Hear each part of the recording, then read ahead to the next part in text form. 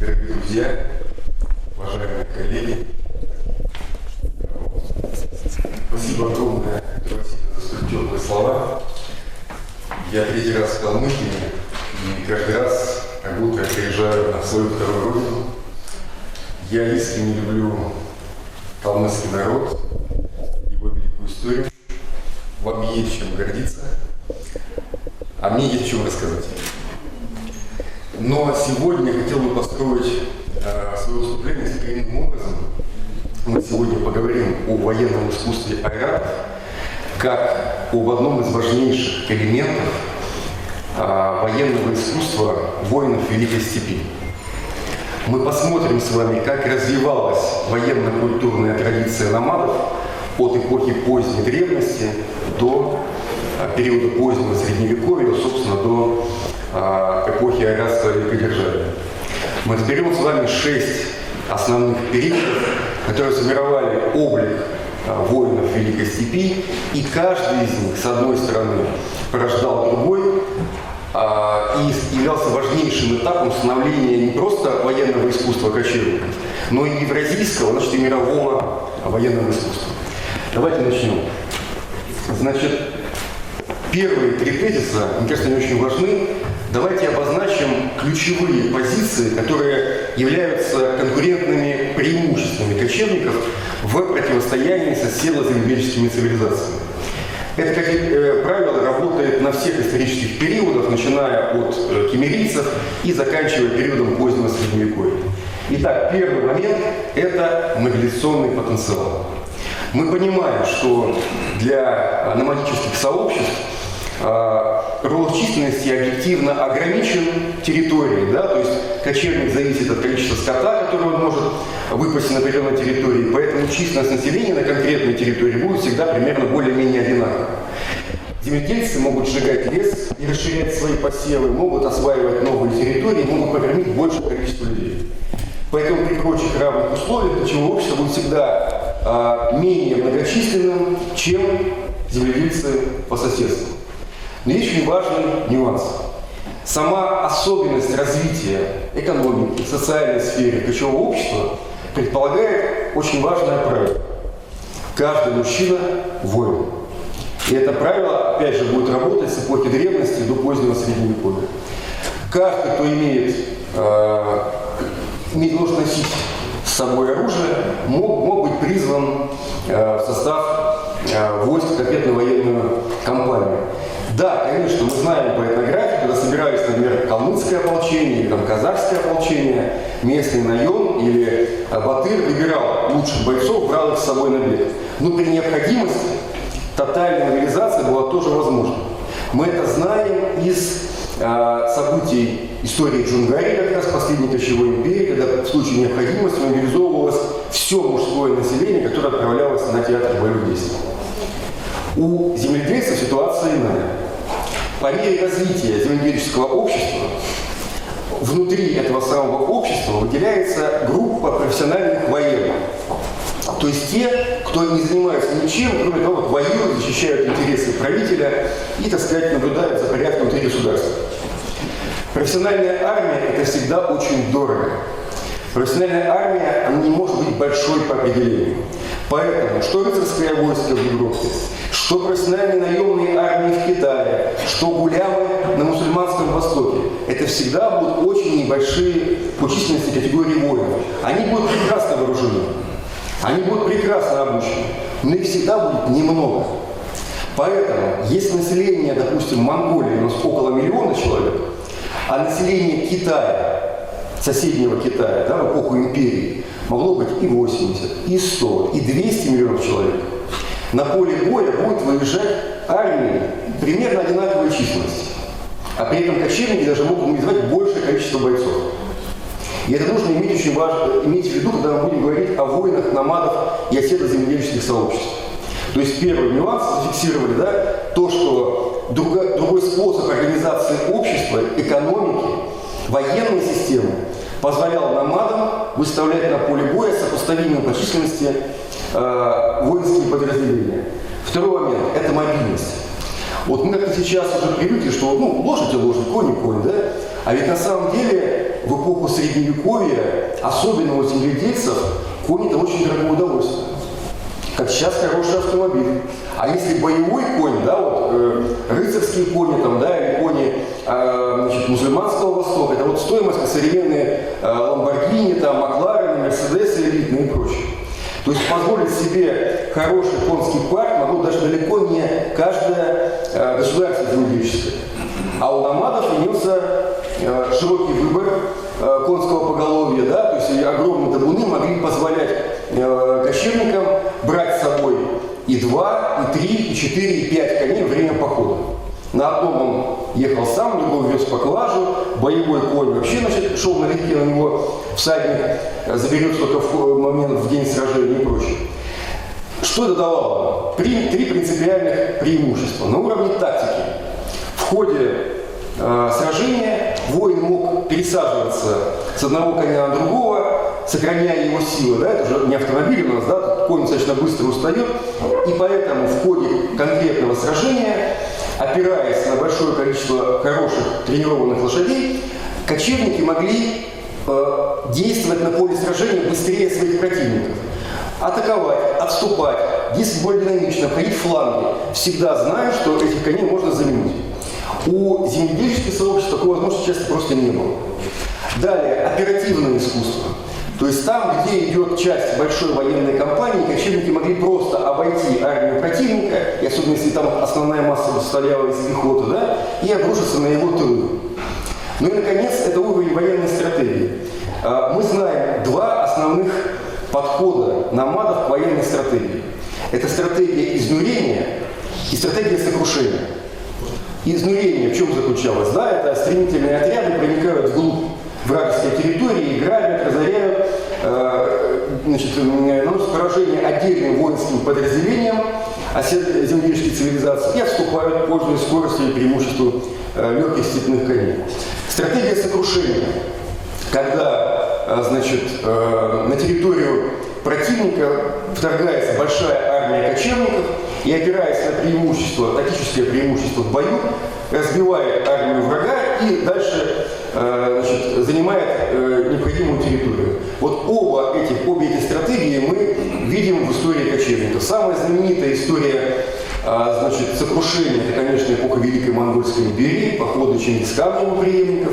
А самая известная, наверное, стратегия изнурения – это вот называемые скифские войны. Да? Мы все помним, как умело скифы, в меньшей степени сарматы, побеждали своих противников в эпоху древности и античности. Ну и третий очень важный момент – это традиционное отношение к луку как главному оружию номада. Помним это еще с Иматяне, да, вот якутскую традицию, когда мальчик, еще даже будучи там ребенком, слили на барана, давали ему детский лук, он с детства тренировался, и по мере того, как он взрослел, лук становился все более и более мощным, и там к 17-18 годам он уже был превосходным стрелком из лука. В чем здесь важность? Подготовить стрелка из лука очень сложно. Вот по мнению сасанидских военных теоретиков, на это уходило 7 лет.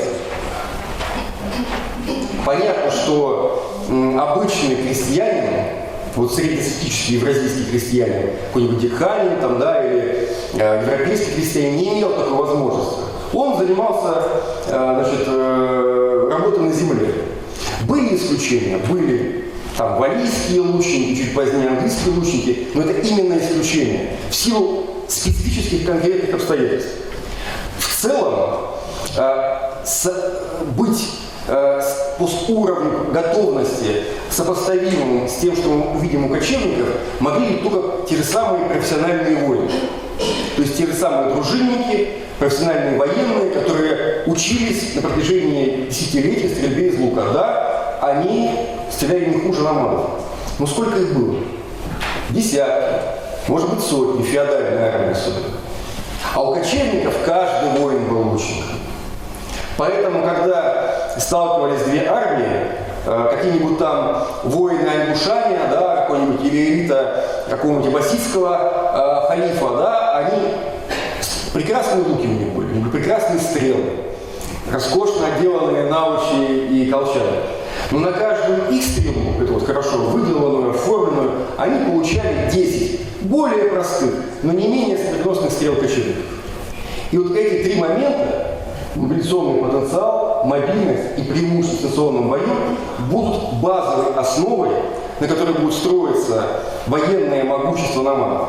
Но ими все не ограничится. Военное искусство номадов намного более сложное и интересное. Первый этап, один из важнейших этапов развития военного дела номадов в Центральной Азии, а мы будем говорить в первую очередь о Центральной Азии, где будем заглядывать с вами и в западные степи, вплоть до Причерноморья и Панонии, это держава Хунну или Сюнну. Первая в истории человечества империя центральноазиатских кочевников. Надо сказать, и сделаю оговорку, последние 5 лет вводится еще один термин «нулевая империя кочевников».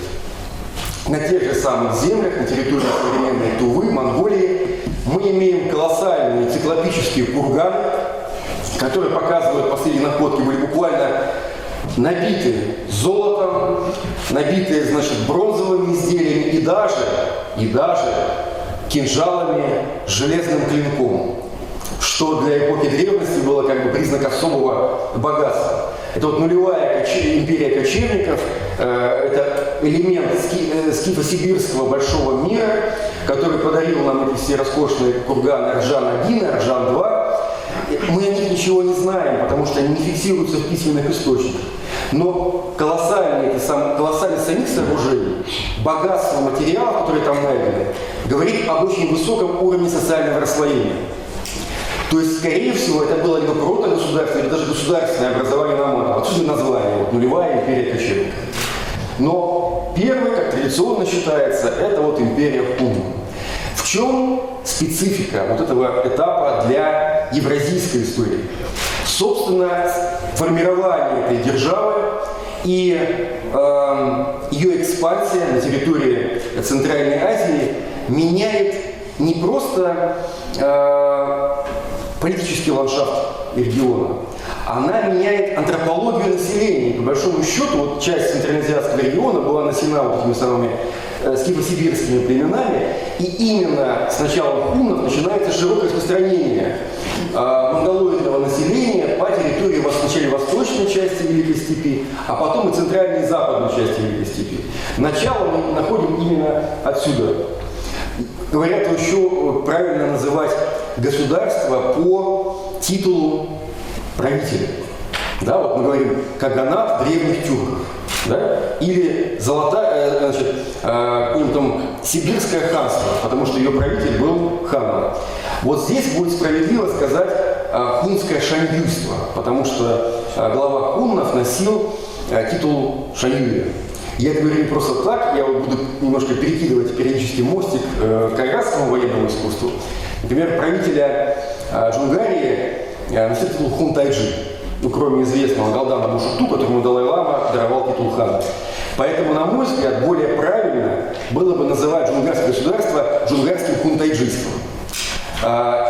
Многие говорят, это сложно, непривычно. Поверьте, коллеги. Раньше и каганат было сложно говорить, да? И там использовать другие термины профильные. Но это будет более справедливо по отношению к исторической реальности. В чем специфика хуннов? Это то самое золотое звено, которое соединяет два военных мира номадов. Мир древних и античных кочевников, киммерийцев, скифов, сарматов и прочих, и мир средневековых кочевников. Это разрыв в предыдущей традиции. Помните, чем заканчивался степной мир древнего периода?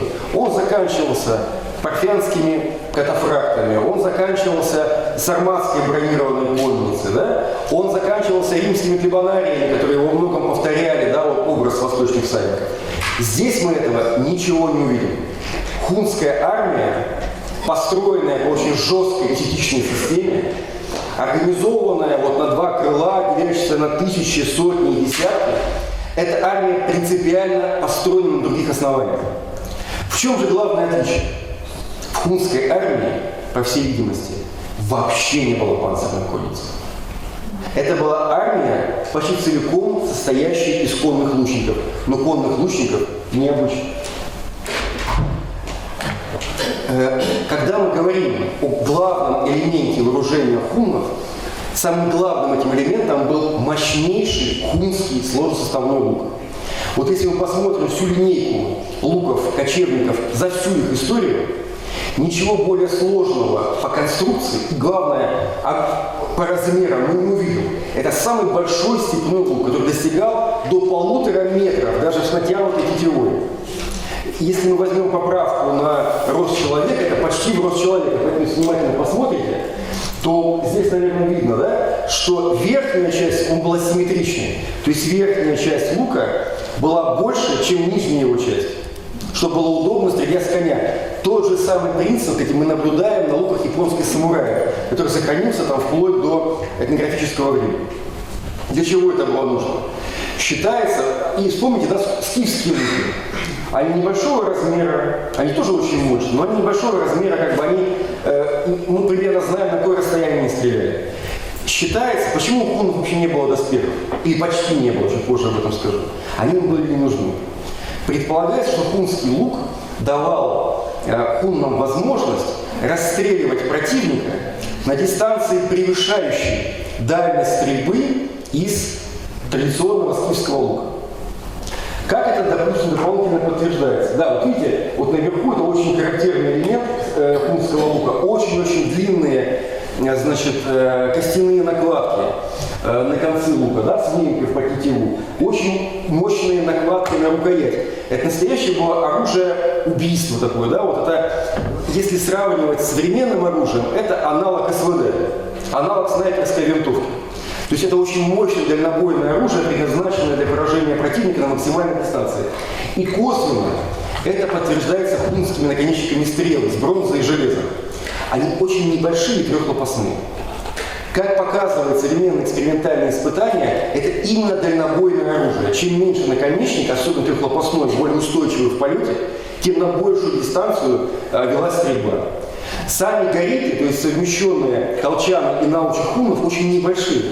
То есть там буквально 16, 12, 14 стрел. О чем это говорит? Что стреляли на выбор. То есть именно была прицельная стрельба на дальней дистанции. А теперь представьте себе, хорошо организованная армия из 1000 всадников, по сути снайперов, которая не подходит к противнику на дистанцию, где она может сама, значит, понести потери, расстреливая ее навесной стрельбой на максимальной дистанции. Вот считается на сегодняшнем уровне развития науки, что вот сочетание очень мощной, сильной военной организации, это десятичной системы, которая, считается, впервые была хуннами целиком реализована в степной армии, и дальнобойной, максимально дальнобойной стрельбы и обеспечила хуннам доминирование Центральной Азии. Подчеркиваю, эта схема будет работать и в Центральной Азии, и потом на территории степей Причерноморья, где гунны, наследники хуннов, столкнутся уже и с готами, и с теми же сарматами, да? И собственно, и их натиск на Запад и создаст условия для гибели Западной Римской империи. И это все у нас зародилось на территории Центральноазиатского региона Южной Сибири. Про доспехи мы с вами говорили. Они есть. Это какие-то прекрасные реконструкции, к сожалению, непокойного Михаила Ильича Горелика, нашего выдающегося искусствоведа и оружиеведа. Доспехи тоже на этом. Но это именно элемент вооружения знати. Причем доспехи, скорее всего, импортные. Либо китайские, ханьские, либо вот из чешуек, да, сделанные значит, доспехи скифо-сарматского образца. Они очень короткие, не прикрывают только корпус. На голове, вот здесь показано справа, очень интересный вид, так называемый боевой венец. Это вот бронированная полоса, обшитая чешуйками, завязывающая сзади на затылке. Видим вполне себе такой простой доспех для высшей знати. То есть, очевидно, может, даже это не столько для защиты, или не только для защиты, сколько для статусной вещи. Наши противники носят, значит, ну, как бы нам тоже не помешает. Но возникла проблема. Поначалу хунская система почти не давала сбоев. Они побеждали китайские армии, они побеждали и степные армии. Но постепенно противники хуннов начинают находить противоядие против хунской системы. В чем оно заключалось? Первое, это, что придумали, не использовали это и раньше. Они нарастили колоссальное количество пеших арбалетчиков. То есть, когда у вас лучники с дальнобойным стрелковым оружием, вы выставляете там 5-6 тысяч своих арбалетчиков за большими щитами станковыми, так называемыми, да, прикрывающими от луков. И тогда плотность вашей стрельбы, сопоставимая по дальности с дальностью стрельбы из хунского лука, будет для вас как бы очень неплохой защитой. Но самое страшное, это второе, то что, во-первых, в эпоху империи Хань правители династии Хань начинают массово переманивать кочевников на собственную сторону. То же самое делали римские полководцы на противоположном, кстати, краю Великой Степи.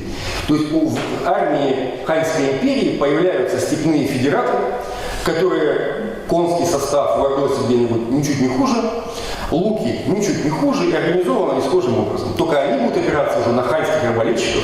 И вот на третий очень важный элемент – панцирную конницу.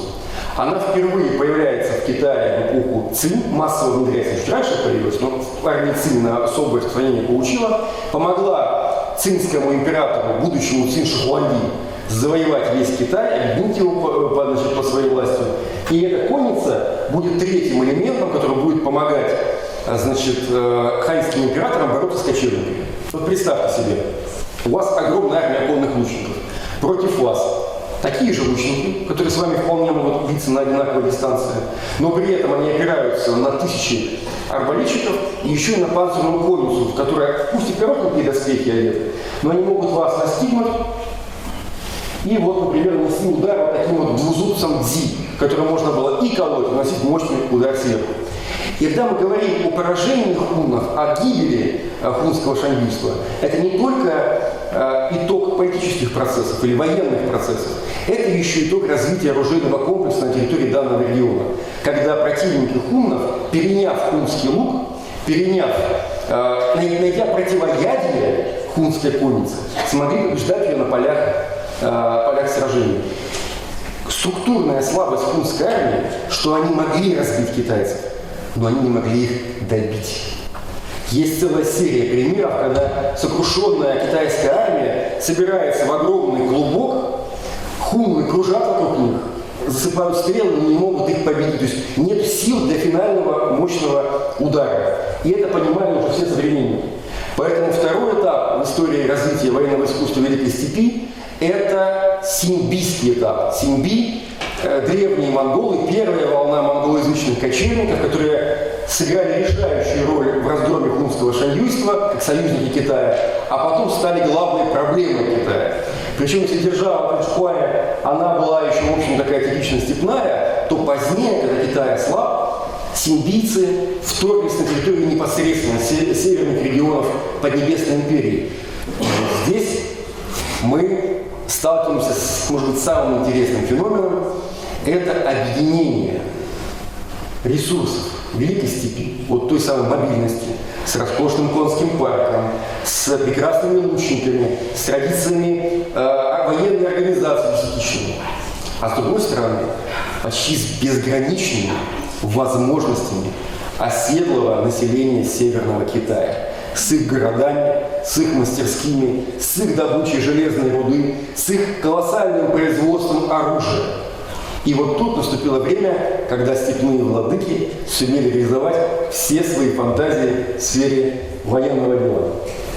Первое великое изобретение, которое именно в этот период происходит, это IV век нашей эры, когда кто-то догадался добавить деревянному седлу с высокими луками, она уже, видите, наверху появляется как раз в период, первую подножку с левой стороны.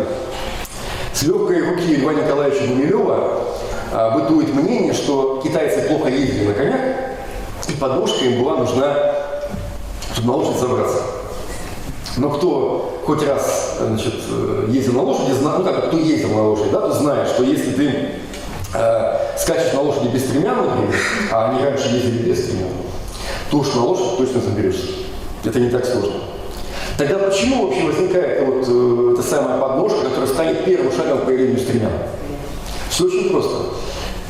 высокое деревянное седло с высокой задней лукой уже не позволяет вам даже с разбега запрыгнуть на эту самого коня. Слишком высокая задняя лука, на которую вы будете опираться в момент ведения боя. То есть, чтобы забраться, особенно если вы в доспехе, чуть позже об этом скажу, то есть, чтобы забраться на коня, первое, что вам нужно, это вот эту ногу, правую ногу перекинуть, и подножка не сидели. Ну а дальше осталось еще буквально полшага до второго гениального изобретения. Они, симбийцы в Китае, дополнили это деревянное седло еще одной подножкой. И всадник получил мощнейший упор. Теперь он может привставать на стременах, нанося мощный рубящий удар клинковым оружием, а отсюда полшага остается до появления сабли, которая обладает не только рубящим, но и рубяще-режущим, да, функцией. Привстал на стременах, рубанул, и уже будет эффект еще и режущий добавляется к рубящему. Отсюда принципиально новая возможность, опираясь на высокую заднюю луку, наносить мощный удар копьем. Сначала удерживая его двумя руками, то есть не опасаясь, что ты от удара встречного съедешь на круг коня назад. Да? Вот задний упор создает принципиальную возможность для нанесения таранного удара. Вот по мере того, как эта традиция будет развиваться на Дальнем Востоке, в Центральной Азии, она дойдет до Европы и породит, в общем-то, феномен средневекового рыцарства, которое основано как раз на том, чтобы сочетать эти вот самые, седло с высокими луками, особенно задней лукой, зажатое копье и совмещение это со скоростью несущегося коня. Вот сама эта возможность появления рыцарской конницы берет свое начало именно из симбийской военной революции IV века на территории Китая. Далее, появление вот этих вот новых, да, ну, конечно, лучнику становится удобнее, да, вести стрельбу, имея дополнительный упор. Не нужно балансировать. Вот я говорил в лекции по симбийскому миру. Есть такие очень хорошие игры народные у тюркских народов, я думаю, что и у монгольских народов они есть, когда на деревянном бревне двое парней колотят друг друга мешками. И кто из них упадет? И одна из задач, вот я просто участвовал как раз в этом мероприятии, там одна из главных проблем в момент нанесения удара удержаться на этом бревне. А теперь представьте, что бревно, оно не статично, оно прыгает, скачет, пугается, там бьет копытами и так далее. Естественно, что ты тратишь время не только на то, чтобы, нанести удар по противнику, но просто на спине коня удержаться. Появление нового двойного упора, то есть седла с высокими луками и стремян решает эту проблему. Далее. Решилась проблема, у вас под рукой оружейные мастерские Поднебесной империи, у вас колоссальные города с населением сотни тысяч человек, у вас роскошные мастерские на тысячи мастеров. И вот дальше мы видим еще одно важнейшее изобретение симбийской эпохи, 4-5 веков, появление средневекового пластинчатого ламеллярного доспеха. Вот именно тогда у всадников вырастают длинные набедренники до пят. Именно тогда у них появляются очень длинные бронированные ламеллярные наплечники. За очень короткий период принципиальным образом меняется шлем. Это вот разница между ними буквально 80 лет.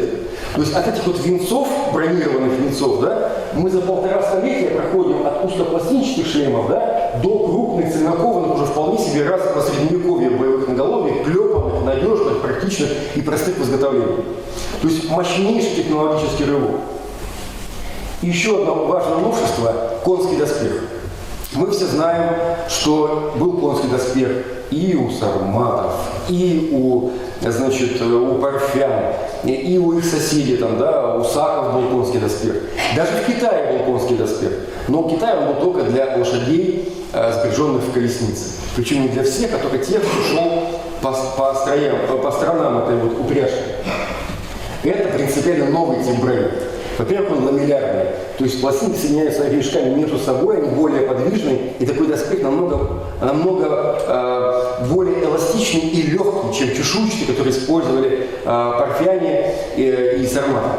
Во-вторых, он разбит на отдельные элементы. Здесь не видно, чуть дальше покажу еще. Нагрудник, наспинник, боковины, так называют ученые, назадник даже тоже, да? То есть лошадь бронирована со всех сторон, Но броня это подвижная, эластичная, она движется во время движения, не затрудняет движение коня, и она очень практичная.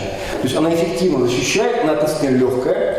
Это для кого-то тоже открытие, что ламеллярный доспех по сравнению с чешуйчатым, он заметно легче, и он намного эластичнее. То есть в целом, да. Ну и, конечно, вот мы себе знаем, да, такая картинка, рыцари Европы, разгоняющие восставших крестьян, там вот как бы те разбегаются в панике, да, такая классика современного оружейника. Вот самое раннее изображение, где рыцари на бронированных лошадях впервые, значит, разгоняют, ну не впервые, конечно, да, разгоняют легковооруженных воинов. Вот то, что мы увидим в Европе, в развитом средневековье, вот Гастингс и все, что позднее, да, мы это видим, это вот 6 век Дуньхуан, за сколько там, за 300 лет до европейского рыцарства. Вполне себе бронированные ребята, поступающие ровно так же, как через много лет будут поступать их европейские собратья. То есть, подытожим, симбийский этап – это повышение эффективности конского снаряжения, причем принципиальное повышение эффективности. Второе – это изобретение видов доспехов, которые существуют, например, в Тибете до 19 века, они настолько будут эффективны. Это изобретение сабли и начало распространения. Это модификация самого способа боя, когда кроме легкой лучной конницы у вас появляются армады бронированных всадников, а это именно армада, там вот есть, значит, согласно китайской традиции этого времени, в погребение помещали различные предметы и вещи, которые могут быть, оказаться полезны погребенному по ту сторону жизни и смерти. И вот там целые колонны этой бронированной конницы, там сотни всадников на бронированных лошадях, что отражает реальный статус и возможности тех или иных правителей. Ну и кроме, не будем забывать, это степняки, владыки Китая. И поэтому появляются грандиозные по численности армии, составленные, конечно, в основном из много комбатантов, всякие разные там слуг, которые носильщики и так далее, сопровождающие эти рыцарские войска симбийцев. И итогом этого процесса становится создание колоссальной империи, вот Северная Вэй или Тобавэй, которая объединяет весь Северный Китай, подчиняет себе территорию, ну, часть территории современного Синьцзяна, как на коричневым цветом показано, могучая, свирепая империя воинствующих буддистов. Там будет Тоба-Тао, который будет даосист воинствующий, свирепый. Но в основном, именно в это время в Китай приходит буддизм, и так же, как на западе Европы, значит, Карл Великий, значит, объединится с Папой Римским, да, и получит благословение в обмен на покровительство. Точно так же буддийское монашество на территории Северного Китая будет дружить с симбийскими владыками, с Тобавэй, и, собственно, создаст условия для массированной экспансии буддизма на территории Северного Китая. Кстати, чуть не забыл сказать, что вот это событие, это последствия эпохи переселения народов в Азии. Она очень походит на события в Европе. Вот так же, как в Европе так называемые варвары, да, в основном германские племена, но не только, сокрушили Западно-Римскую империю, да, и здесь симбийцы одолели Китайскую империю на севере страны. Как потом Карл Великий, да, Шарлемань, железным кулаком собрал все большее германское государство, сколотил Франкскую империю, да, также против Тобавэй сколотили себе империю на территории Северного Китая. Это был первый в истории человечества опыт объединения мира степи и мира китайской цивилизации. Но идут годы, значит, Тобавэй слабеет, внутренние, значит, противоречия приводят к ее распаду, опять же, крестьянские восстания, окитаивание симбийской знати. То есть, если первые владыки симбийцев, они, наоборот, старались соблюдать степные обычаи, они продолжали жить в степи, они носили симбийский костюм, симбийскую прическу с косой, которая потом сохранится у кочевников вплоть до, значит, позднего средневековья раннего времени, то последние правители, значит, Поднебесной империи, Тобавэй, которая будет переименована потом Юаньвэй, они уже будут носить китайские костюмы, жениться на китайских принцессах, забудут про степные обычаи. И, в общем-то, вот история симбийцев будет уроком для всех последующих степных государств на территории, степных народов на территории империи. Но дальше всех будут маньчжуры, которые запретят китайскую одежду, запретят межнациональные браки и будут поддерживать как раз вот, значит, традиции маньчжурского и монгольского общества вплоть до 19 столетия. Пока империя Тобавэй клепала свои доспехи, а потом постепенно деградировала и развалилась, в Великой Степи появился новый владыка, это держава Жуань-Жуань. Очень свирепая орда. Видимо, не так уж был неправ Лев Николаевич Гумилев, когда говорил, что это не столько этнос, сколько это такая очень военизированная группа из разных племен, бывших, кстати, бойцов империи Тобавэй, отдельных родовых групп кочевников Центральной Азии, которые установили свою диктатуру на территории Великой Степи. То есть симпийцы ушли на юг, значит, соответственно, Великая Степь освободилась для жужанской державы. Жужане, ребята, были очень воинственные, но, видимо, не очень любили работу. Поэтому переложили ряд, значит, обязанностей, причем стратегических обязанностей, на своих подданных. Одним из таких подданных был князь Ашин, из рода Ашина, благородных волков, которых, как считается, переселили на территорию Алтая. Есть разные, не будем вдаваться в подробности, куда его переселили, это отдельная тема. Важно что сложился новый этнос, который чуть позднее будет называться древние тюрки, коп-тюрки, чубю и так далее. Это протогосударственное образование, объединяющее возможности добычи железной руды на территории Южной Сибири, новейшие симбийские изобретения, понятно, да, они были доступны в этот период уже, да, и очень грамотных бойцов. Напомню, что даже личный состав, да, этих 500 семей Ашины, они состояли в значительной степени из тех же симбийских родов, которые возглавили вот это вот этническое образование, которое будет известно как древние тюрки. И вот в середине 6 века их час пробил. После того, как племена Телия, тюркоязычные, да, подчинились этим древним тюркам, Каганат выстрелил. Почему он выстрелил в военном отношении? Самая главная заслуга древних тюрков перед мировым военным искусством, перед мировой цивилизацией, если угодно, это адаптация этого симбийского вооружения к ведению боевых действий в условиях Великой Степи. Потому что эти симбийцы, они были ограничены театром боевых действий в Северном Китае, где много, значит, городов, где много разного рода препятствий, где есть горы, которые сложно, значит, перейти, где нужно наводить там понтонные мосты и так далее, и так далее. В Великой Степи условия несколько иные. Поэтому первое, что сделают тюрки, они модернизируют симбийский комплекс. Первое, что произойдет, это изобретение, ну или как бы развитие лука так называемого древнетюркского типа. Забегая вперед, скажу, что с каждым новым этапом лук будет, как ни странно, по конструкции все более и более простым. Не усложняться он будет, а упрощаться за счет повышения эффективности его конструкции. Я приведу пример очень простой.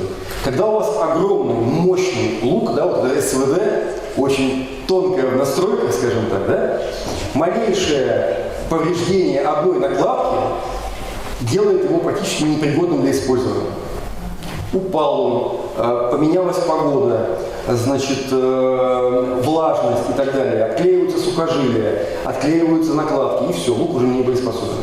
Поэтому кочевники будут стремиться сохранить мощь лука, но при этом привести его конструкцию. Вот тюркский лук, там целый ряд было изобретений сделано, которое позволило его, во-первых, сделать более надежным, а самое главное, вот мы это недооцениваем, конечно, самое главное, что лук тюркского типа можно будет хранить в науче с натянутой тетивой.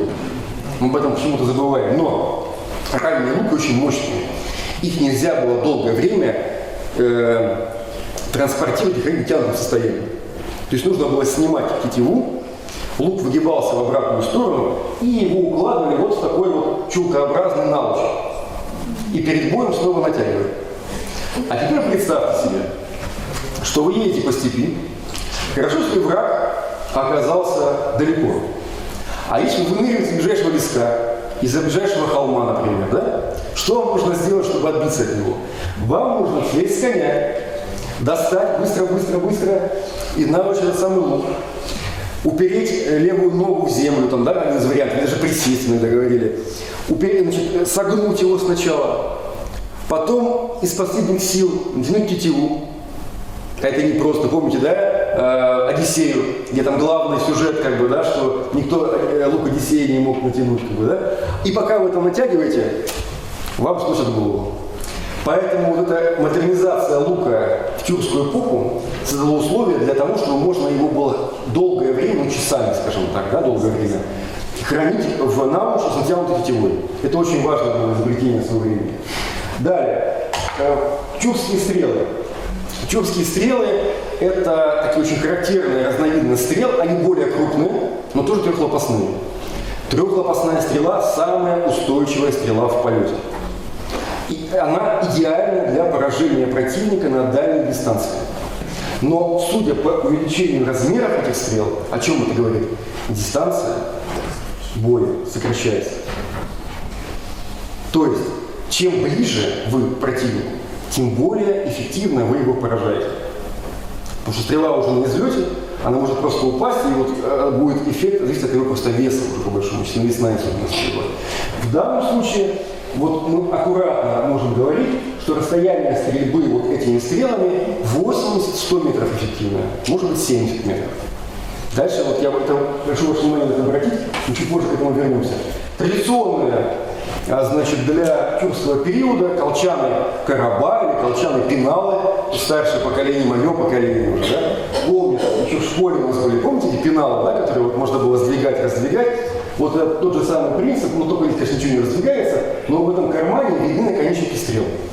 Они очень разнообразны, даже здесь можно видеть, да? Можно было, нащупав пальцами нужный наконечник, его вытащить и уже использовать для стрельбы. Но обращаю ваше внимание, вот роскошные колчаны Берестана очень хорошо защищает оперение стрел от влаги, от повреждений, там сверху он очень закрывалась специальной крышечкой такой, то есть все можно было сохранить в порядке. Но колчан очень длинный, тяжелый достаточно, как ни странно, потому что там очень много стрел, и он не вмещает слишком большое количество стрел. То есть боекомплект ограничен. Об этом тоже надо помнить, это важно для дальнейших наших рассуждений. В чем особенность, опять же, Николай Ильич Горелик, наш замечательный, Царствие Небесное, значит, в чем специфика развития комплекса вооружения в тюркскую эпоху? Первое – это постепенное облегчение комплекса вооружения. То есть исчезает задняя часть защиты коня. Вот эти парни не собирались бежать, они не предназначались для притворных атак и отступлений, да? Они ориентированы на стремительный, массированный, мощный копейный удар. Им уже броня сзади не нужна.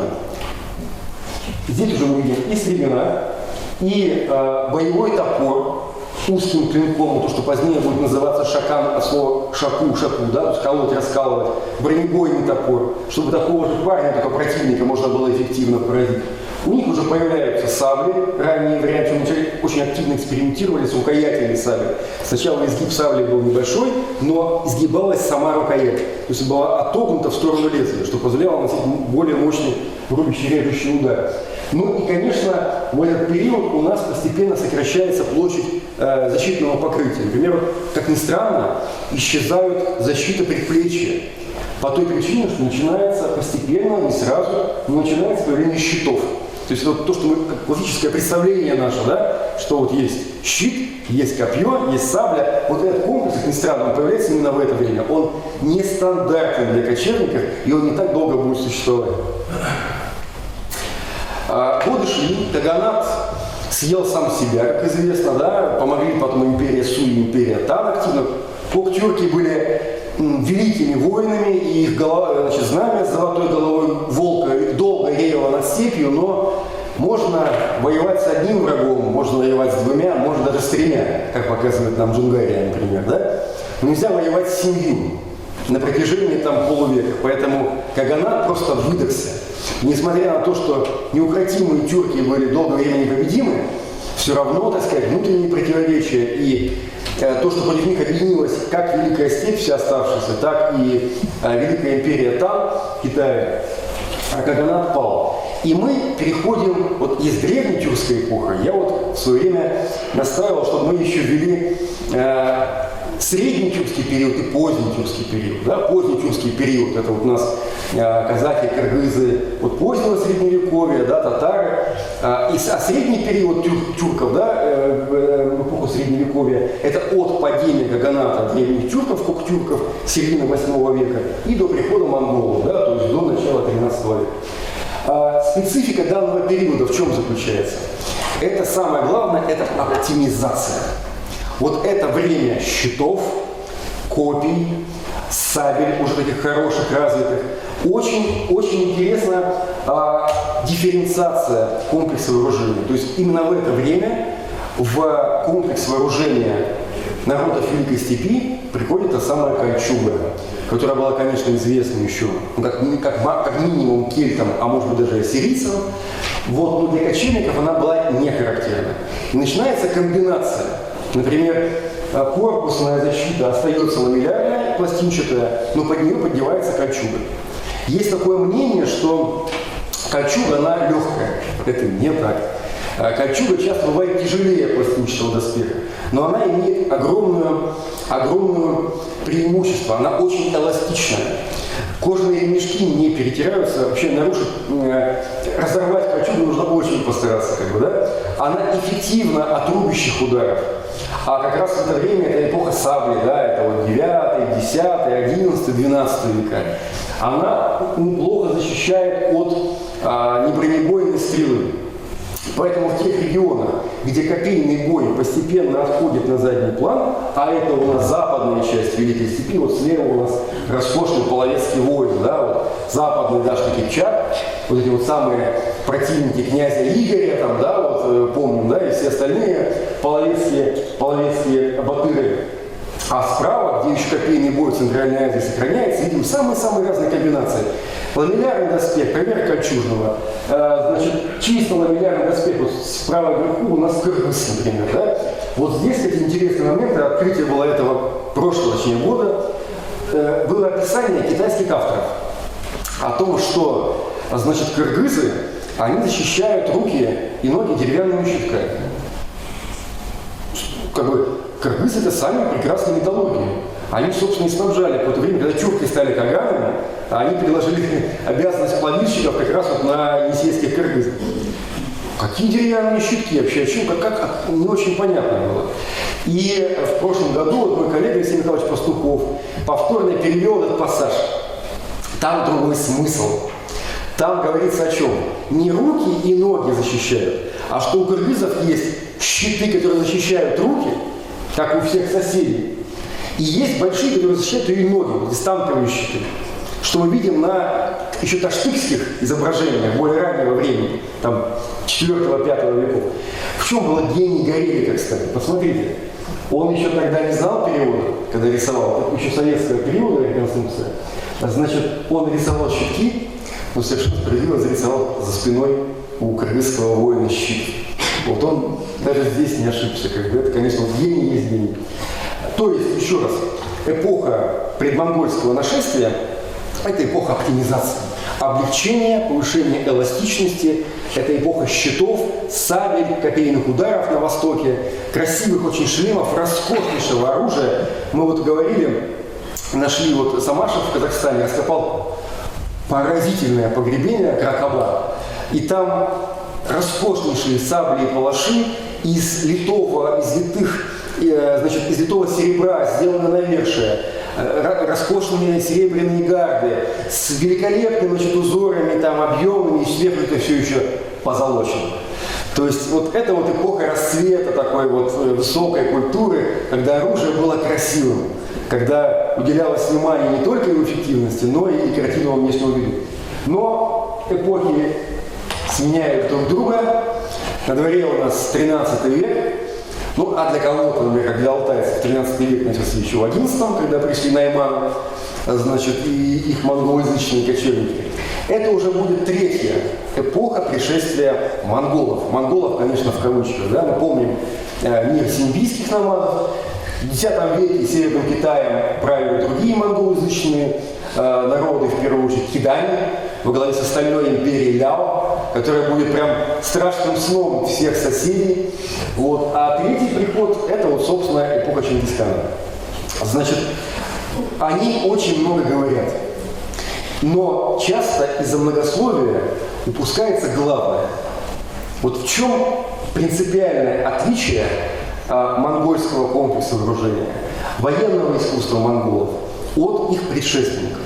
И в чем, кстати, будет джунгарское мировоенное искусство будет напоминать монгольское? Монгольское военное искусство XIII века, оно симбиотично. Это сочетание самых разных нарезанных кусочков. Взяли у джурдженей, взяли у сельских киргизов, взяли у хорезмийцев, взяли у киданий, объединили на базе своего комплекса вооружений и получили идеальное оружие своей эпохи. Но вот самое известное, об этом все, думаю, даже наши ребятишки знают, что самая главная особенность военного искусства монголов – это использование осадной техники. Вот те самые сначала тангутские камнеметы, потом роскошная осадная, ну в кавычках, артиллерия, да, джурджени. Потом они завоевали Хорезм, да, и взяли мусульманскую технику. И потом все это вместе они, значит, притащили в эпоху в Южный Китай и брали неприступные сунские крепости преимущественно. Пострадали, конечно, и русские города, и европейские, да? Потому что, по сути, тому же Владимиру, Киеву, значит, Рязани противостояла не осадная техника какого-то одного народа, а лучшие камнеметные машины всей Евразии. От мусульманских до китайских и джурджинских. Это самое то, что на поверхности, то, что знают все еще из школьного курса. Но дело в том, что все остальные элементы условно-монгольского, он имперский, он чингизский комплекс вооружения, он как раз нарезан из маленьких-маленьких фрагментов вот этих вот других народов. Начнем мы с главного оружия монголов, так называемый лук монгольского типа. По сравнению с тюркским сделан еще один шаг вперед в плане надежности и упрощения конструкции. И еще сильнее уменьшается количество костяных накладок. Вот когда вы видите вот такое вот, как говорят, байдарочное весло, это костяная или реже роговая, но обычно костяная накладка на тыльную сторону лука. Как работает лук? Это, по большому счету, 3 зоны жесткости и 2 зоны упругости. Работают плечи, да, вот плечи лука, а концы лука и центр лука должны быть максимально жестко закреплены и неподвижны.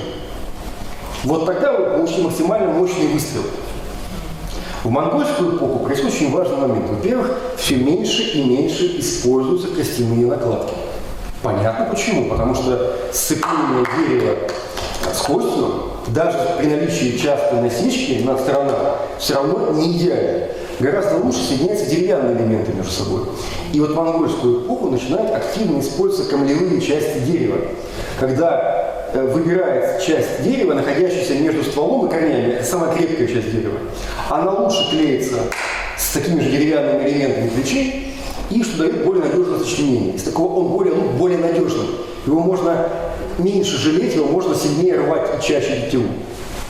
Ну не рвать в смысле прорывать, а в смысле натягивать и стрелять.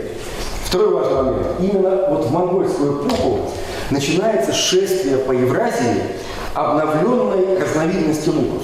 В чем их принципиальное отличие? Это роговые накладки на внутреннюю сторону лука, на сторону плечей. Вот раньше еще на моей памяти ученые разницы не видели. Ну, рог, кость, какая в принципе разница. Но функциональные характеристики у них принципиально отличаются. Особым образом обработанные роговые накладки, они гибкие, они усиливают рефлексивные свойства лука.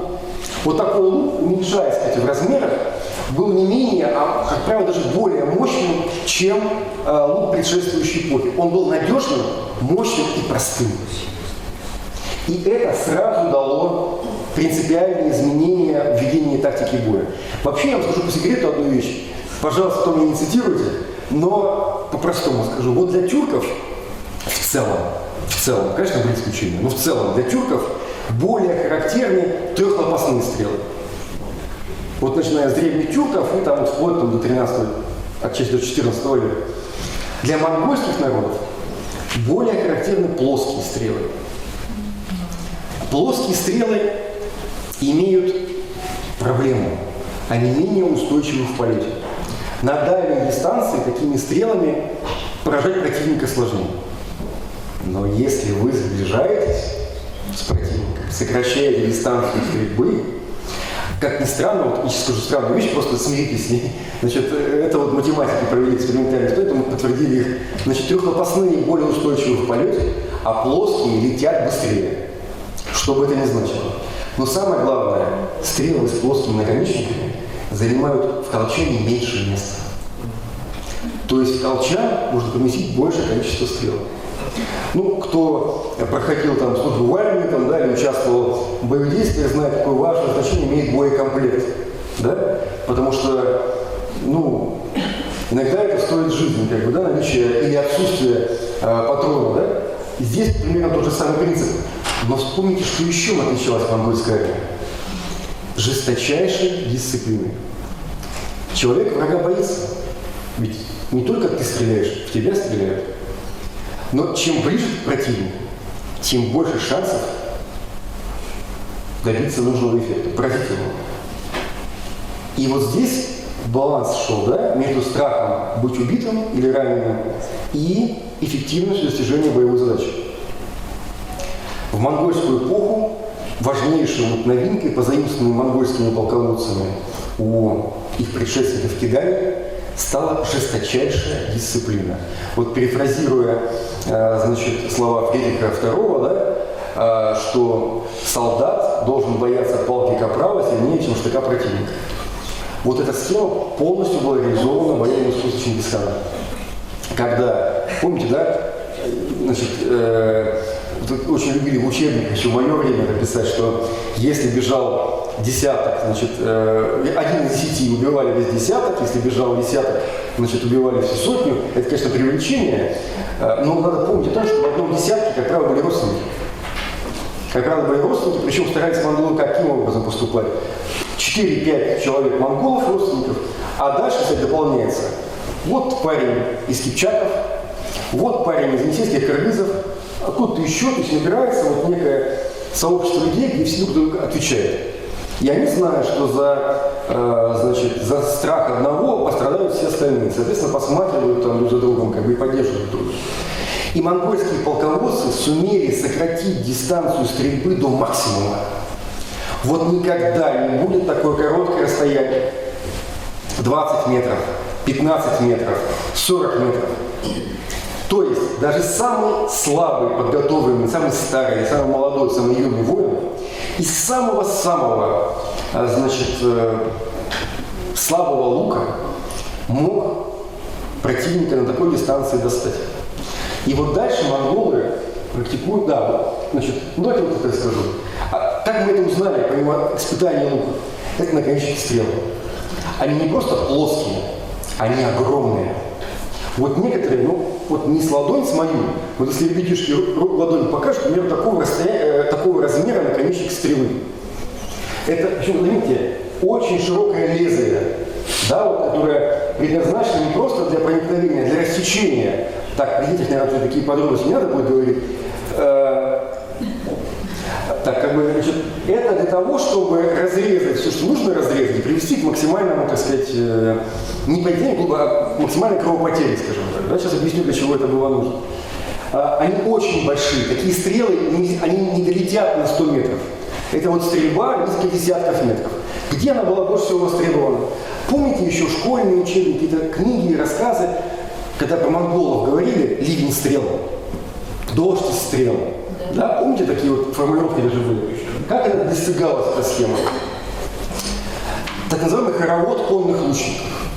Когда эта схема, чтобы это принцип, их может быть не 20 человек, их может быть там 1000 человек, да, или там 500 человек вместе. Отряд монголов или тюрков, которые были в составе монгольской армии, приближался на максимальную дистанцию к противнику и закончился хоровод. То есть всадники носились по кругу, каждый из них, двигаясь вдоль вражеского строя, успевал послать 1, 2, 3 стрелы во врага. Что какой-то эффект создавало. Вот если у хуннов это вот СВД, да, это снайперская винтовка, редкая выборочная стрельба по противнику, то это вот автомат Калашникова 13 века. То есть каждую секунду вы получаете там 20-30 выстрелов. Колчан-то больше, он уже нового типа, плоские стрелы занимают меньше.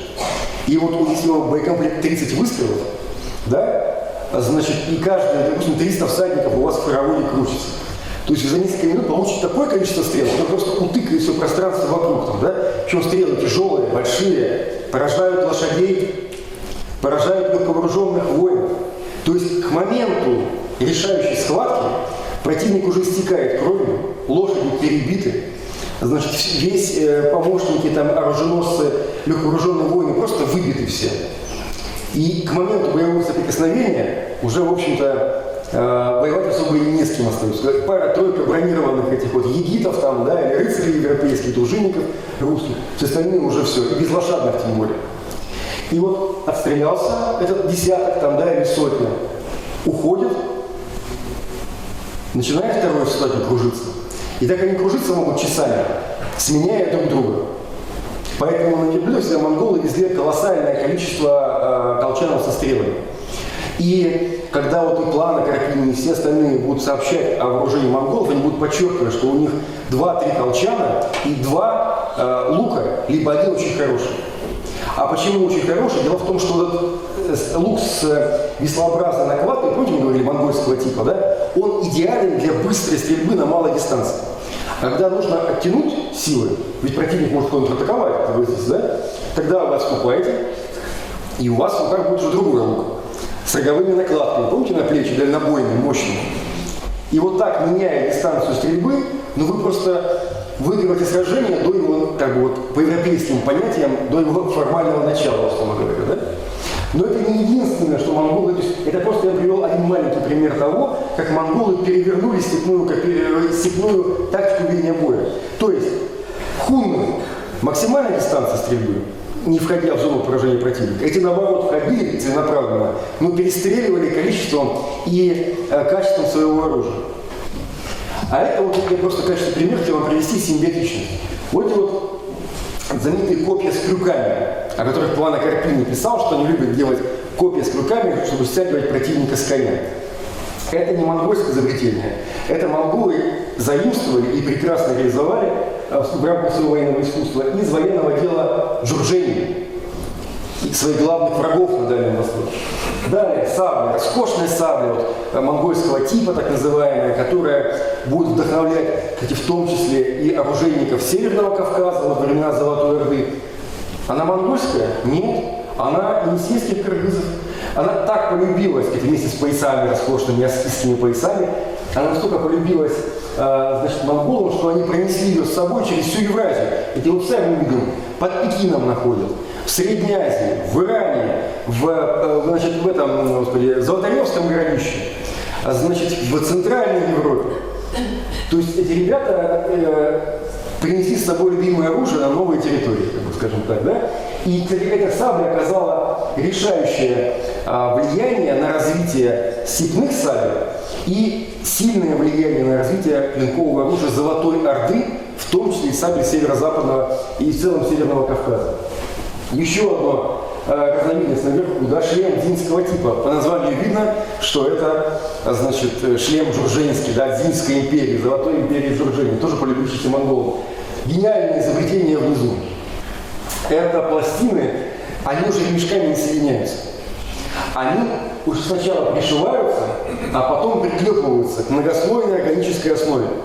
Это вот тот самый куяк или бригандина, знаменитый доспех, который будет там до 16 века, даже в Европе до 16 века бытовать, а в Азии он до 19 века будет. Это когда органическая основа, значит, пластины изнутри крепятся, а сверху видны только ряды заклепок.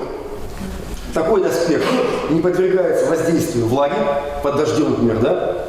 Он не нагревается на солнце, сверху тканевая основа.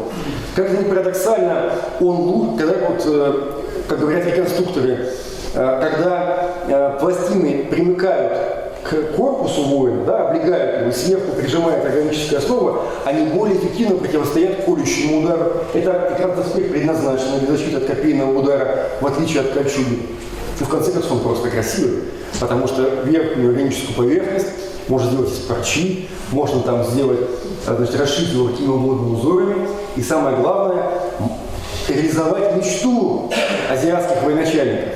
То, что сделал Амир Тимур. создать отряды в панцирной униформе. Один отряд в желтых куйках, второй в синий, третий в белый, четвертый в красных, там и так далее. В зеленом, каких угодно. Это, кстати, тоже будет сделано уже в 14 веке. Конечно, монголы ее на Западе особенно очень полюбили.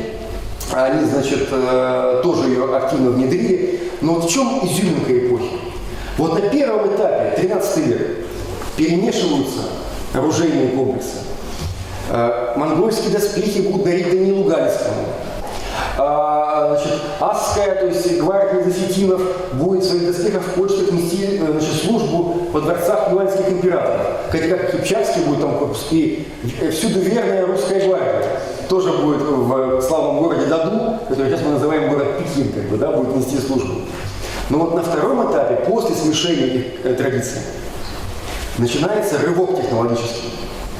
Когда мастера Кавказа посмотрели на оружие кыргызов, они будут делать сабли лучше, чем енисейские кыргызы.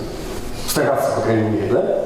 Когда мастера Золотой Орды, где-нибудь там в районе Поволжья, познакомятся с новейшими доспехами, бригандинами там, и так далее, они пытаются объединить пластинчатую броню, которая очень надежная, с кольчатой, которая очень эластичная. И вот тогда на территории Золотой Орды появится самый главный мусульманский доспех, вот то, что называют там бектер, бехтерец, там, да, вот русское, юшман и прочее, калантарь, это кольчато-пластинчатый доспех, где пластины соединяются железными кольцами. Это итог взаимодействия военно-культурной традиции Запада и Востока, как раз в монгольскую эпоху. Ну и, конечно, единственное, в чем случилась проблема у монголов, ну, как бы у постмонгольских государств, это то, что они не сумели сохранить осадную технику. Это были свои причины. После волны монгольских завоеваний, в общем-то, уже не оставалось таких актуальных задач для кочевников. То есть уже никто не пытался серьезно обороняться. И когда вот прошло там 50-60 лет, оказалось, что особо осадная техника, ну, не очень актуальна, да?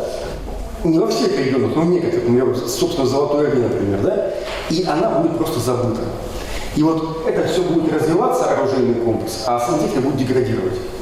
И это будет, кстати, проблема уже в XIV веке. И вот там, где нужно брать города и крепости, циклопические крепости, вот, например, в Средней Азии, да, вот в Иранахе, вот там у Амира Тимура будет роскошная осадная техника. А в Золотой Орде уже к этому времени таковой не будет. Поэтому, когда Тохтамыш или Едигея будет подходить к Москве, он будет просить либо у своих русских союзников из Нижнего Новгорода прислать им орудия, либо будут брать хитростью, как хан Тохтамыш, пытаться и так далее. То есть это очень важный нюанс. Движение вперед не всегда означает отсутствие движения назад в каком-то конкретном вопросе. Ну что ж, мы переходим к шестому этапу, финальному этапу развития военного искусства, оно, собственно, связано с военным искусством айратов, калмыков, джунгар. В чем специфика данной исторической эпохи?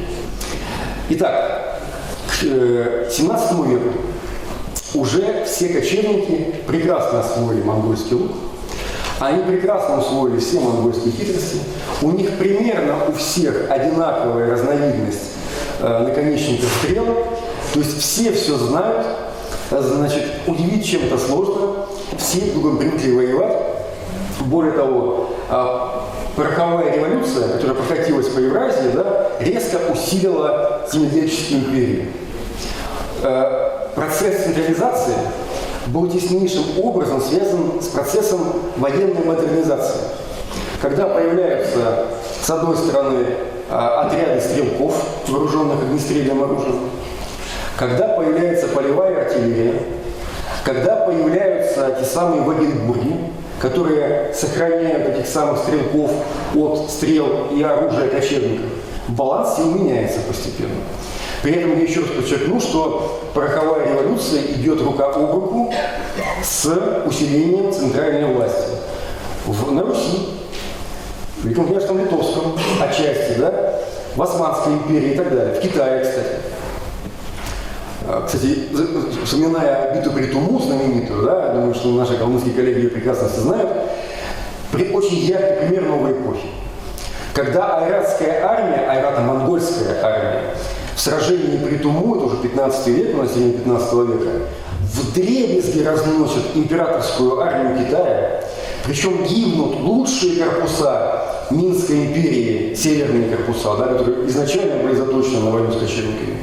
Полностью уничтожена императорская гвардия, погибла или взята в плен лейб-гвардия императора, и сам попадает в плен.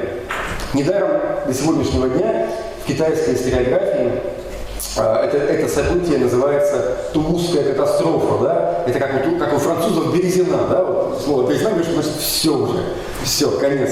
Вот у них Тумусская катастрофа. Так вот, что было после этой битвы, обычно забывают. Айраты и монголы дошли до беззащитного Пекина, но взять его уже не смогли. Потому что Пекин уже обороняли артиллерийские орудия, стены нового типа, предназначенные для защиты, да, очень сложная система фортификации. То есть мир менялся. Если у Чингисхана можно было разбить Джурджени в полевом сражении, а потом щелкать одну за другим джурдженские зинские крепости, то в 15 веке эта схема уже не работала. Возвращаясь к 17 веку. Вот в этих условиях новой пороховой революции кочевой мир стал подстраиваться под эту новую реальность. В чем это выражалось? Например, крымские татары находились в тяжелейшей ситуации. Рядом могучая Польша, крепнущее российское государство, да? Московское царство. Рядом не всегда спокойный сюзерен Османской империи. У всех у них неплохая конница, причем приспособленная для ведения войны именно против кочевников. У них есть огнестрельная пехота, у них есть в Вагенбурге, у них есть полевая артиллерия. Как воевать в таких условиях? Крымские татары нашли выход и нагайцы. Они адаптировали собственные вооруженные силы под новые условия. В чем была главная, вот многие говорят, деградация, ничуть не бывало. Это была мимикрия под новые условия. Во-первых, у крымцев исчезает копейная конница. А зачем она? Ну, вот как феномен. Зачем? Мы что, будем с крылатыми гусарами, что ли, биться? Зачем? Какой смысл? У них и броня лучше, и сабель у них больше. Нет никакого смысла. От копий постепенно крымцы ногами отказываются. Они не нужны. Зато резко возрастает роль мощных последней стадии эволюции луков в западной части Евразии. Лук каман. Западноазиатский лук, он коротенький, он очень мощный, с очень мощными роговыми накладками. Когда снимается тетива, лук выгибается даже не в круг, как обычный лук, а в восьмерку. То есть это очень мощное оружие, которое эффективно поражает противника на средней и дальней дистанции. Даже в середине 17 века стрела из этого лука каман будет лететь дальше, чем ружейная пуля. Поэтому мы как бы интереснейший феномен получается. То есть крымцы отчасти вернулись к тактике хунов, когда можно поражать противника, не сближаясь на малую дистанцию. В чем была разница? В том, что крымские ханы очень настойчиво, привлекая народы с Северного Кавказа, черкесов, наращивали количество сабель в войсках. То есть массы лучной конницы, которые в любой момент, которые они поняли, что противник ослаблен, стремительная сабельная атака, клыч, да, вот, то есть дословно сабля называлась, такая атака называлась клыч. Мощнейший удар, и противник бежит. И это вот в совокупности, да, еще они ввели отряды ружейных стрелков. Это вот очень интересный факт. В крымских войсках первые данные об использовании огнестрельного оружия относятся еще к концу 15 века. Это самые первые кочевники, ну там так кочевники, у них, конечно, было оседлое население в Крымском ханстве, но это первые кочевые армии, где появилось, собственно, огнестрельное оружие. Там же, в 16 веке, в первой половине, появляются Вагенбурги свои. История Руми – это аналог османских Вагенбургов. И вот что представляет собой крымско-татарская армия? Это огромные массы лучной и сабельной конницы, вращающиеся вокруг этого вот Вагенбурга, где сидят сикбаны, сеймены, да, ханские, из набранные из татов, из евреев, из армян, из черкесов, вооруженные огнестрельным оружием. Там же пушки. И вот если вдруг противник, атакует вас, и конница не может справиться, эти массы всадников уходят, пользуясь скоростью коней, уходят за Вагенбург, тот выстрелами, значит, встречает противника, и эта огромная масса конницы снова возвращается. Такую армию можно отбить, ее сложно разбить и невозможно уничтожить. Что мы прекрасно видим в сражениях. Вот даже Судьбищенская битва, казалось бы, да, настолько успешные действия русских войск, и все равно разгрома крымцев-то не было. Они отступили и ушли в Крым-то, ну, откровенно, скажем так. То есть эта конница могла побеждать даже в середине 17 века. Страшное поражение под Конотопом, которое почему-то считают победой, значит, Выговского и его войск, значит, казацких войск. На самом деле победу одержала крымский хан. То есть вся вот задача Выговского была просто наемный драгун заманить отряд Пожарского в котел, и там уже крымско-татарская армия его накрыла. То есть крымские войска – это серьезный, очень опасный противник. Но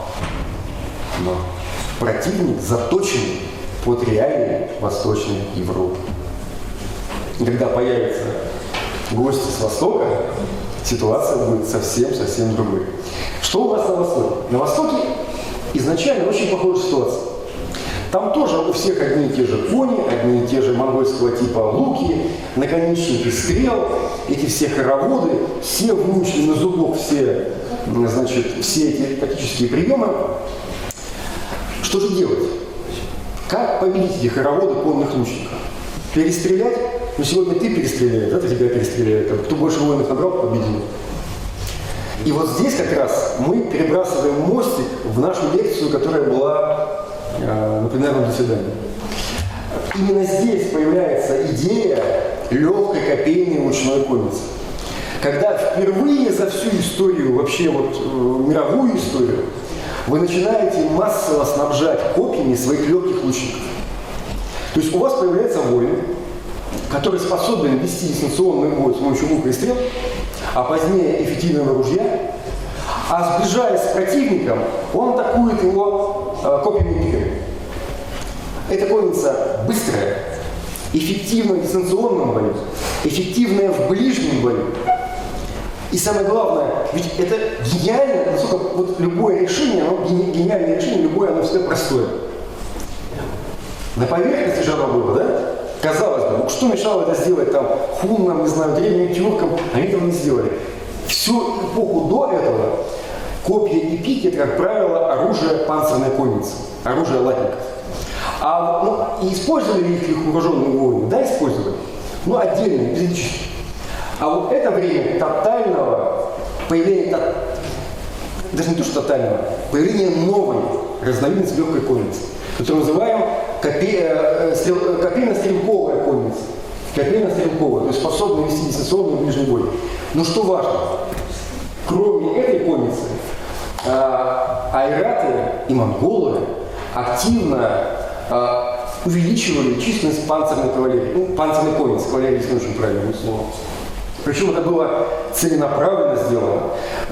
Устанавливался контроль над народами Южной Сибири, чтобы те добывали железо, да, максимум, значит, на территорию айратов и монголов. Создавались специальные повинности, вспомните их ЦА с 1640 года, да, что каждые там 4 кибитки из, по-моему, из 40 должны делать, значит, доспехи каждый год. А значит, наращивается импорт, то есть в то время, когда крымские татары избавляются от копий и доспехов, у айратов прямо противоположный процесс происходит. Они почти поголовно снабжают своих лучников копьями и наращивают количество панцирной конницы. И вот на дворе у нас 17 век, начинается эпоха малого монгольского или айратского нашествия. Айраты устремляются на запад, обретая родину, входят в Междуречье, да, вот Яйка-Эмбы, дальше на запад. На пути Большая Ногайская Орда, а дальше за ней Крымское ханство. И вот первое столкновение двух моделей, как говорят, это более продвинутые, у них же ружья есть, да, даже артиллерия в Оренбурге и крымско-татарская, но заточенные под регион. Они не собирались воевать с быстрым и копейным и панцирным противником. Они готовились биться с таборами, с казацкими, с крылатыми гусарами, с поместной конницей Москвы, с легкой конницей Литвы и так далее. Но вот с этими ребятами они сражаться готовы не были. И вдруг выясняется, что нагайские люди, где бой калмыцкий не знают и биться с ними не умеют. Это цитата.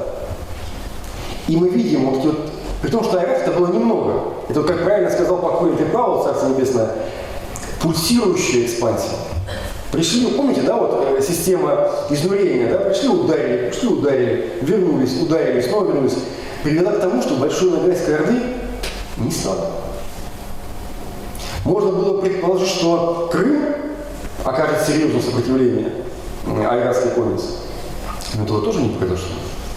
То есть, если мы посмотрим на ход боевых действий, например, в ходе русско-польской войны, Владимир Тепкиев, у него роскошная есть работа на эту тему, мы увидим, что по большому счету противостоять айратам в полевом сражении ни крымцы, ни нагайцы не могли.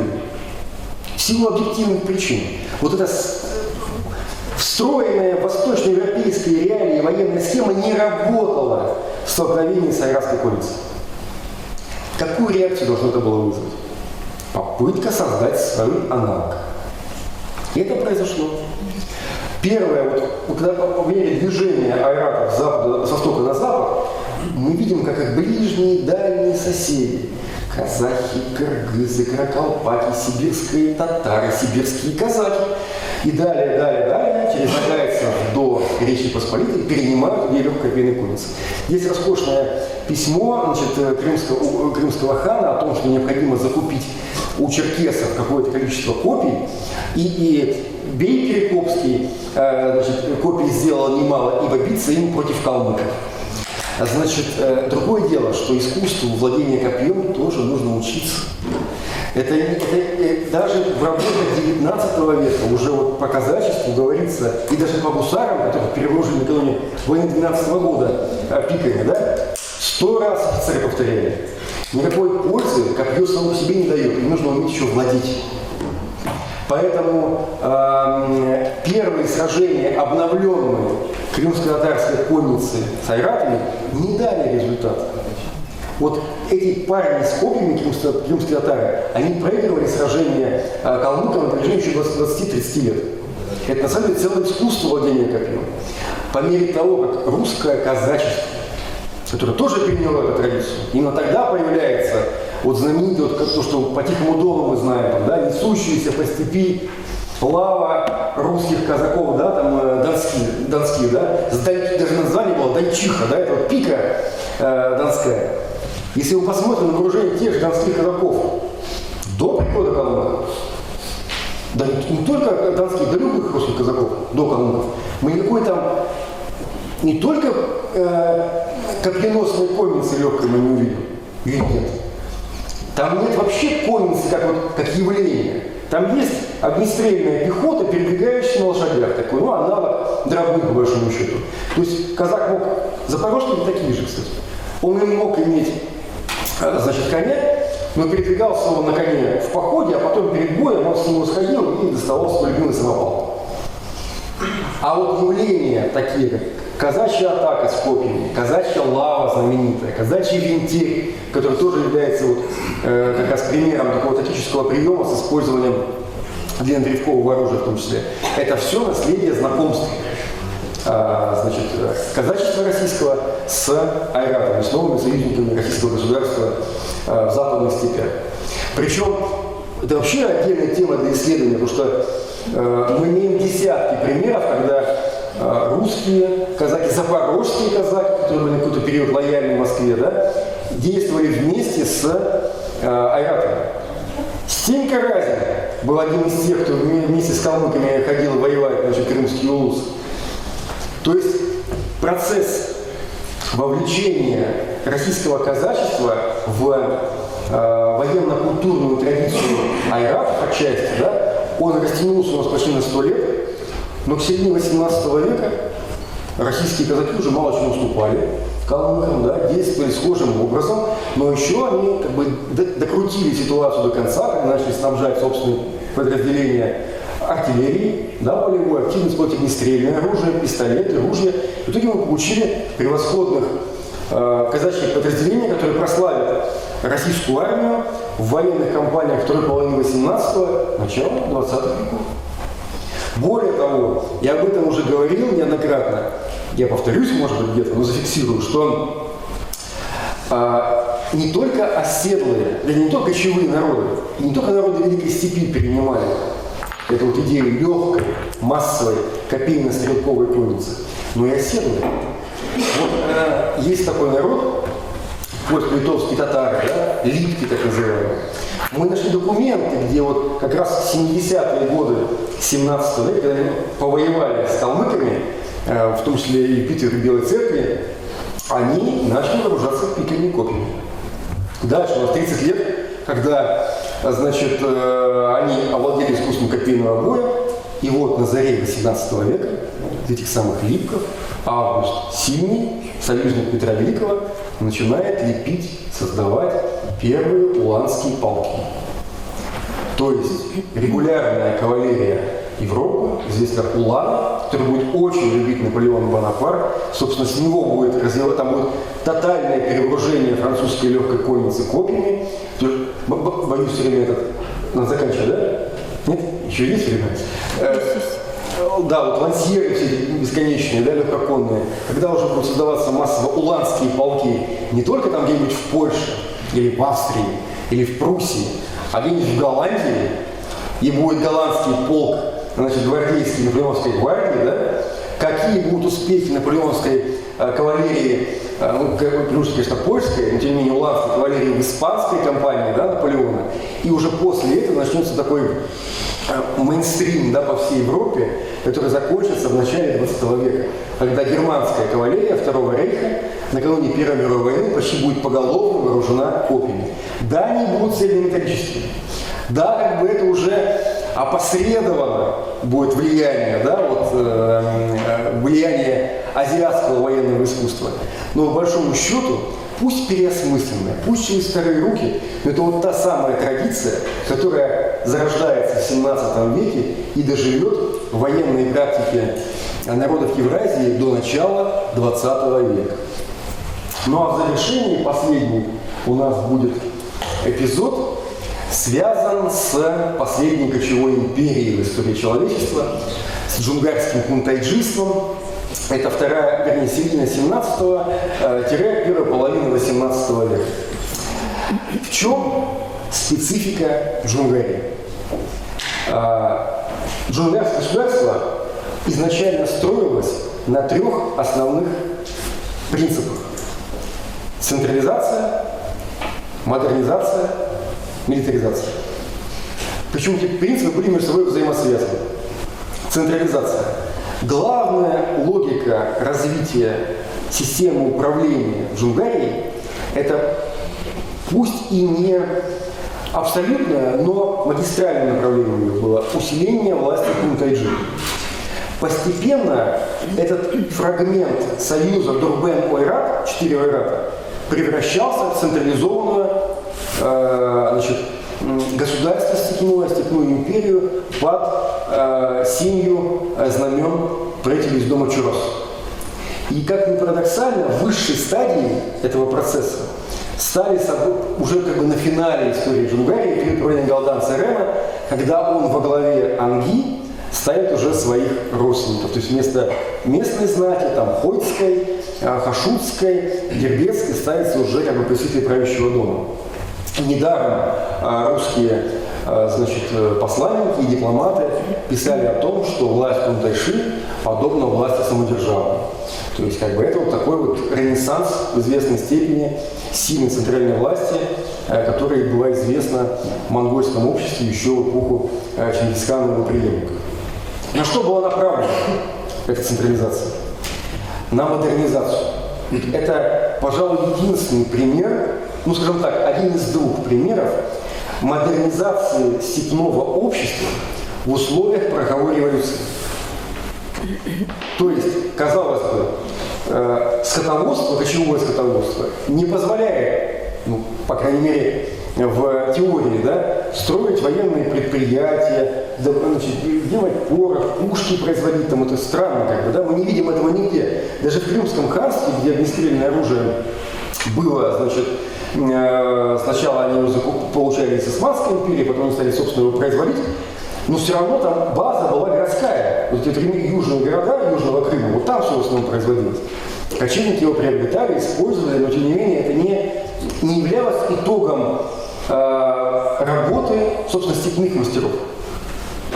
И как раз пример Джунгарии нам показывает, что это возможно. Вот целенаправленная политика Хунтайджи, начиная с Абдени Батур Хунтайджи и до Галдана Бушуфту хана, это политика, попытка обретения огнестрельного оружия. Все прекрасно понимали, что это необходимо. Причем сила и слабость Джунгарии, ее, прочитайте, как я покажу, геополитическое положение. Оно находится в самом центре Евразии. Вот политический центр Джунгарии – это территория Илийского региона. Это примерно там же, где сейчас находится Алматы. Семиречье, знаменитое, Житиссу казахская. Кстати, роскошный регион. Недаром там были центры целой серии государственных образований. Там Каруков, Чургишей, тюрков, значит, там отдельный групп. Даже там, собственно, казахское ханство, собственно, было изначально создано и так далее. Роскошный Кыргызстан, конечно, там в тех же краях. Идеально подходит для ведения кочевого скотоводства, но при этом еще возможно и ведение земледельческих работ, то есть можно объединить две культуры, земледельческую и степную. Так вот, Джунгария была далека от среднеазиатских центров производства оружия, а там изготавливалось огнестрельное оружие, и казахи его активно покупали.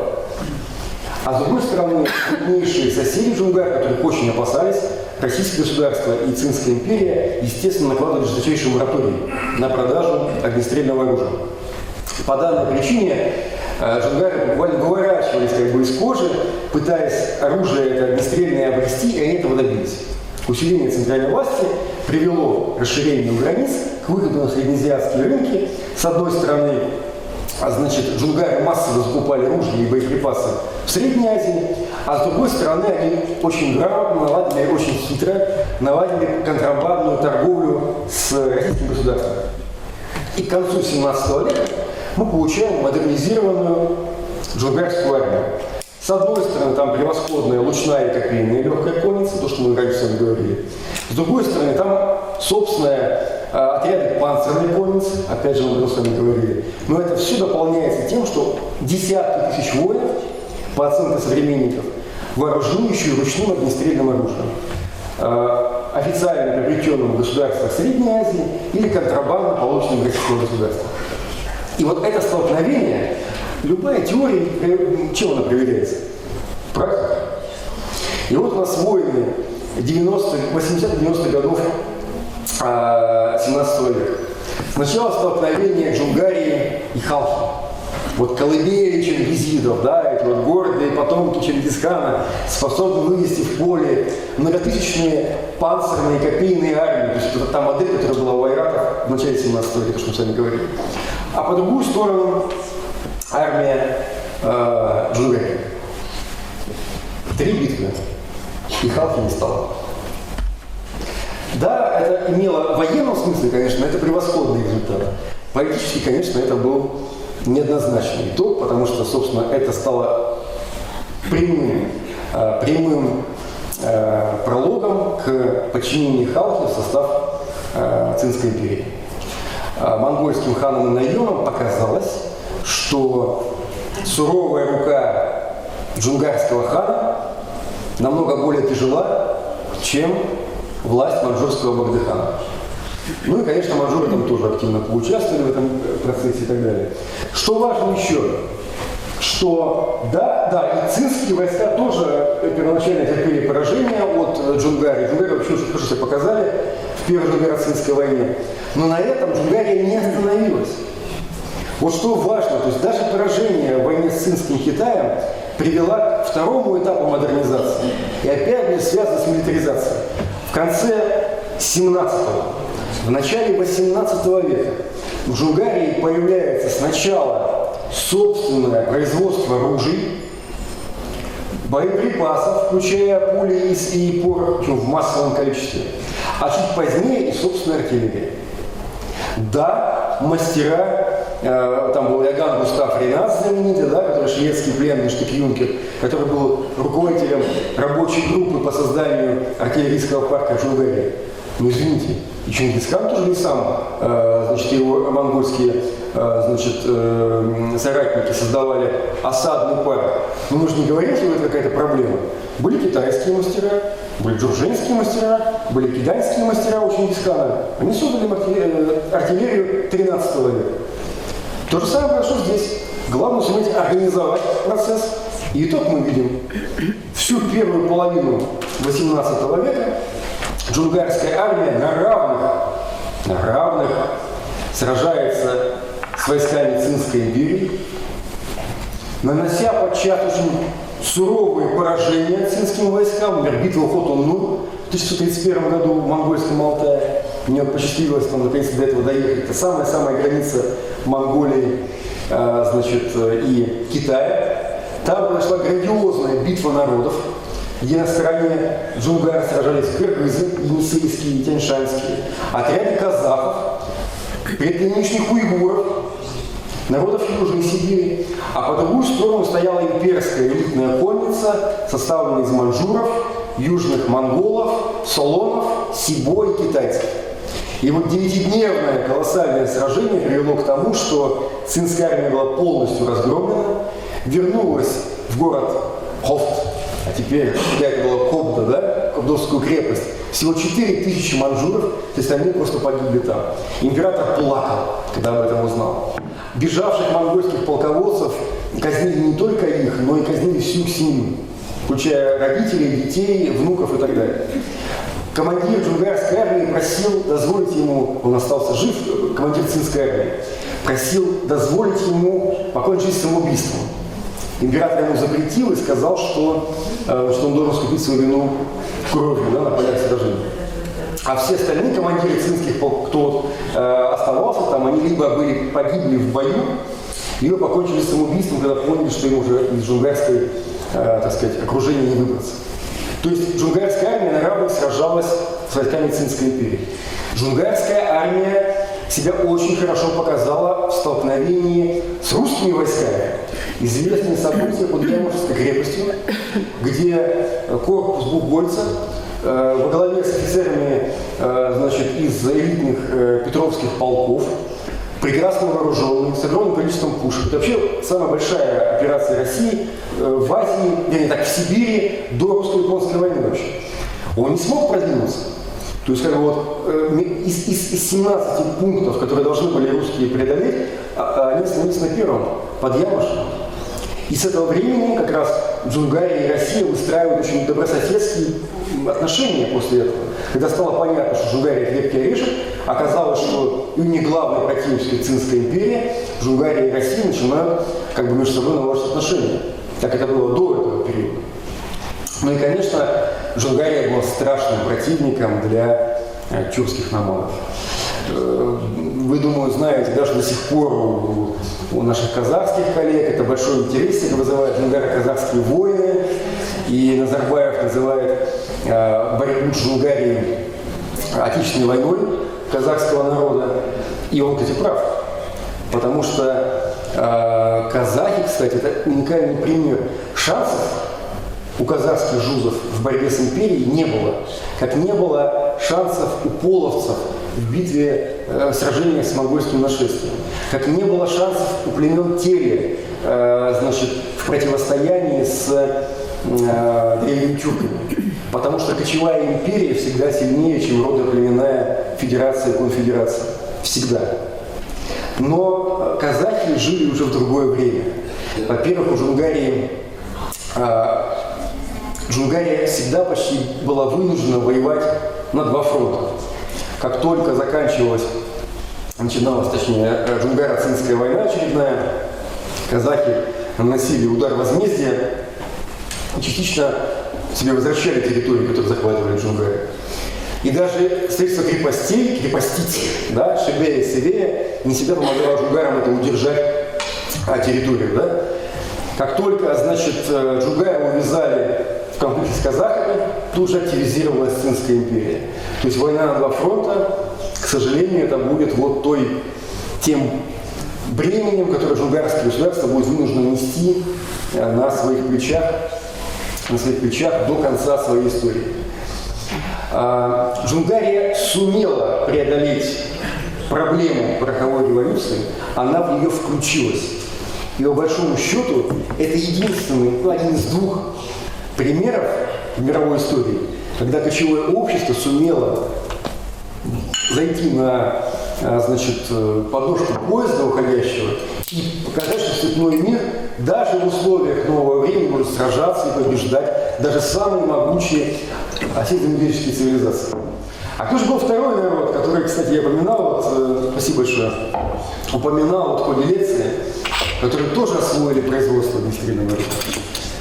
Я не знаю, по иронии истории, а может как раз закономерная жизнь. Что им говорить калмыки?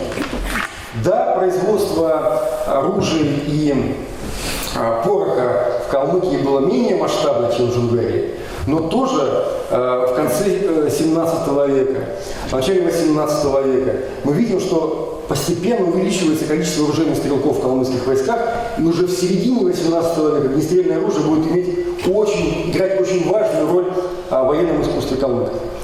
И посмотрите, насколько оказалась длинным вот эта вот традиция, да, вот военное оружие. То есть от 17 века и вплоть до начала 19 века калмыки сохранили этот вот мощный заряд военно-культурной центральноазиатской традиции. Даже в эпоху наполеоновских войн они славились как мастера обращения с длинным кавалерийским копьем. Очень хорошо видно по статистике, когда вдруг выясняется при очередном значит, опросе, вернее, как только значит, выясняется, что не хватает копий, там смотр 1906 года их там 44%, а в следующем году уже 98%. То есть тут же копиями их и снабдили. И мы имеем очень интересные примеры времен наполеоновских войн, когда слеснулись лучшие копьеносцы степи, калмыки, с польскими уланами, с лучшими копейщиками Запада. Да? И пример, когда значит, калмыки сошлись с копьеносцами Западной Европы, с лансьерами, как бы, да, с легкокавалерийскими контингентами наполеоновской армии. И что характерно, в обоих сражениях вверх одержали калмыки. Поэтому, завершая, хочу сказать, что за тысячелетнюю историю кочевников мы видим, как кочевое общество очень эффективно приспосабливалось к меняющимся условиям. Оно, вот то, что вот мы знаем из школьных учебников советского периода, не в численности была причина победы, не в какой-то особой там жестокости и так далее. Причина лежала в том числе в военной сфере. На протяжении столетий кочевники являлись одной из важнейших, а в длинный период и главной военной силы в Евразии, значит в мире, средневекового, раннего времени. И кочевое общество выработало особую воинскую культуру. И мне кажется, одной из важнейших задач попытаться эту культуру максимально изучить, реконструировать отдельные комплексы вооружения, да, вот чем наши коллеги, в том числе и в листе, занимаются. Восстановить особенности тактики ведения боя, технику владения копьем айратскую, да, значит, это создаст вот тот пласт научных знаний, который будет в свою очередь являться важнейшим наследием, историческим наследием, культурным наследием народа.